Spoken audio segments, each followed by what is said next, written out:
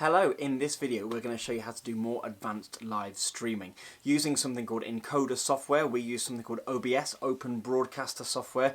We're going to show you how to plug that into a YouTube event to help lift your streams to the next level and take it just beyond sticking your laptop and pointing your camera. If you want to put graphics, different camera angles, put the words or a PowerPoint over your presentations, you can do all of that with OBS and way more.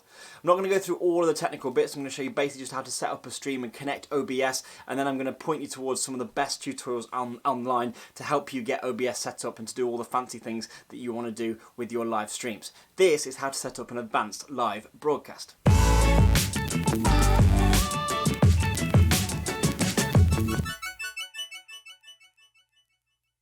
So, what you can see is on the screen now is the OBS screen. You can see the two different windows. The program on the right there, that's what's being presented to our live stream right now, so you can see that. That's also the main camera angle up here. And so hopefully you can understand a bit about how it's working. Now, we've got a very simple setup here, but before we look at any of that, we need to head to YouTube so that we can see what it is we need to do with our setup. So, on our live streaming panel, remember, we get here by clicking on our account and then going to go live or live streaming. We've got our webcam option. We're not using that today. We've also then got our stream option. When we click on our stream option, we get this little window here. We create a title as before. And again, if we're testing, which I definitely advise you do, click unlisted, that's no problem. You can put a thumbnail, schedule for later, click that. And when you create a stream, you get a different window. Rather than being able to go live straight away just with your webcam, you get this, what looks like slightly more complicated setup. Down here, you've got a couple of things, some addresses, some keys. We'll come back to them in a minute, they're important. But for now, your event is set up. Okay, so if you go to the manage, you'll see now we've got an event set up. And you'll notice that instead of saying webcam as it did before, it now says streaming software, which means we need some streaming software. So we're back in OBS, and this is the amazing piece of software that I was talking about. It works using scenes and sources, these two windows down here. A source is any kind of input, so that's a video file, it's a picture, it's an image, it's a ticker, it's a different camera even. And they are all addable using this little plus button here, and you've got a full list of all the things you can add. I won't go through all the details for this because you can find tutorials for this out there already, and it's best just to play around and experiment.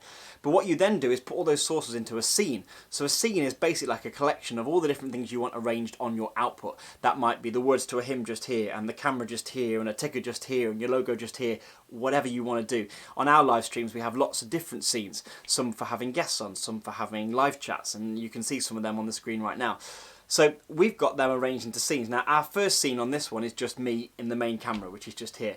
Scene 2, however, is the webcam, which is just down here. Hello, because we've got our DSLR plugged into our camera, but also our webcam. So you might want to be able to stream off your webcam and your DSLR. Obviously you can notice the difference in quality. If you've got a USB webcam, you can of course have that attached to your computer as well, and that could be a different space or pointing to a different thing. You can switch between them. Very simply, once you've got your scene set up, so we've got our scene with our separate camera angle here, whatever you've got over here, when you click transition, then goes over to the program window, and that is what goes out live. So if we click transition now, and transition back, we can cut between the two different camera angles. It's really cool, like a proper vision mixer.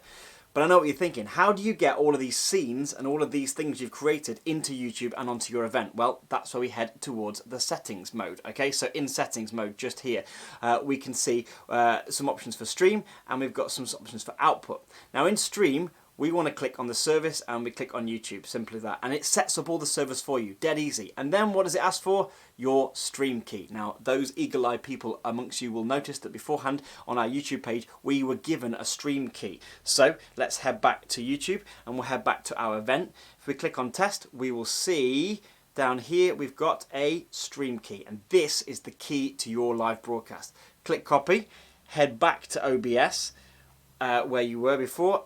Type in to your stream key, make sure it's the right one, and simply just click OK. And once you've done that, you are ready to go. And when you click on that Start Streaming button, it will go live to that event. Now, one more step to go. When you click Start Streaming, it will then appear in a preview window on YouTube. So we're going to do that for you right now, and you can see how it all sets up and how it works.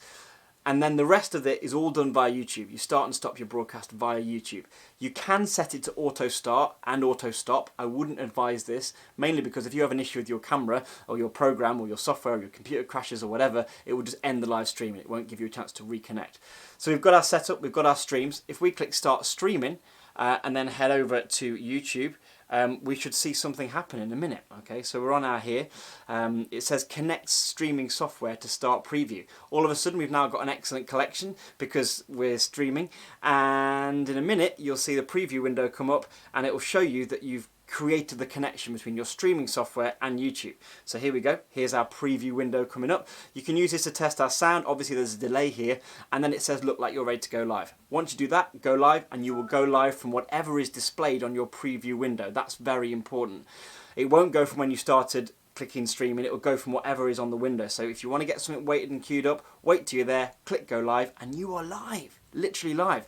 And then of course you go back to OBS to run your live stream. Okay, so if we head back to OBS, we can now be in here. Whenever I click transition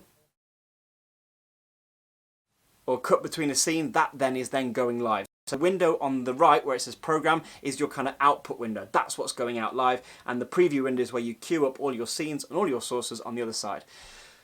When you're finished, you just click stop streaming and your stream will stop, and then in YouTube you go in and you go and click stop streaming and your stream is over, and you can go back and then put that in your camera archive. Really very cool.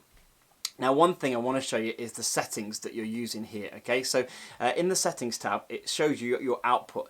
On streaming it gives you some different options, okay, and they will be different depending on your device, but here are some rules of thumb. If you want to broadcast in full HD, okay, which I would highly recommend if you can, you're going to need decent internet, and that's upload, not download, okay, so you're going to need at least kind of 10 meg up, okay, to get a really reliable source. And if you want to broadcast in HD, I would suggest setting that anywhere between 4,000 and 6,000 kilobytes per second. You need to check this out. Trial, test, trial. Get it right for your computer. The more kilobytes you use, the more processing power your computer has to use to process the stream and get it out there. And if you've not got a computer that's powerful enough, it just won't work. Where it says encoder here, if you've got an Intel-based chip in your computer, I would always recommend using hardware decoding. So rather than software, click hardware, and it uses something called QuickSync. Again, don't worry too much about this, but if you've got the option between software and hardware, use hardware. And again, if you haven't, experiment. What you'll often get if you're doing it at too high a quality or too high a resolution is it will just start skipping, or you'll start dropping frames. So if that happens, then just take your quality down and experiment again. You can also, of course, output in a lower resolution if you want to. I'll show you how to do that in a minute. So we've got hardware, ignore the audio bitrate, leave that as is. When it comes to your stream, you've got your settings there, and that will just stay as is. When it comes to your video, you can change the resolution. Now obviously 1920 by 1080 is full HD. You can of course output in a lower resolution, so that's just standard HD. You won't really notice much of a difference on a mobile phone, but it will be half the processing power for your computer. So again, experiment, and there are whole videos on just setting your bitrate or just setting your resolution, so I'll leave you to find them and to get them. But really, that's how you set up OBS. You need to set up your event as a YouTube event, not with a webcam. Generate a stream key, download OBS, set up your streams, input your sources, practice transitioning between them, and then of course stream to your event using your stream key. Good luck, try it out. If you've got any questions, please let us know. But again, this is just about how do you link up a software package, encoder software, with YouTube, and how do you start to look at creating different scenes and different examples. Check out some of our other live streams and some of the things we've been doing to see what's possible, and of course get online, check out the tutorials, and we will see you soon.